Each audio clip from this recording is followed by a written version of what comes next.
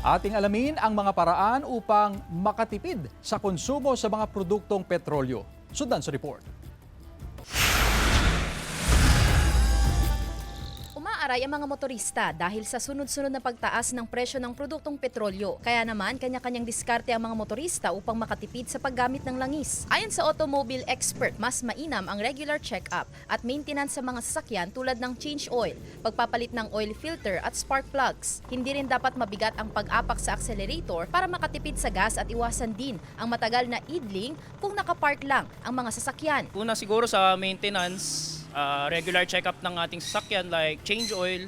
Maganda makagamit tayo ng high quality ng oil like yung mga fully synthetic. Siyempre sa driving habits din. Ang motoristang si Elgin may personal na diskarte para makatipid sa gasolina. Binabawasan na raw niya ang paglabas at pakikipag-date. Binabawasan ko yung paglalabas, lalo na yung pag-date. So kung almost every other day, every Friday na lang yung pag-date.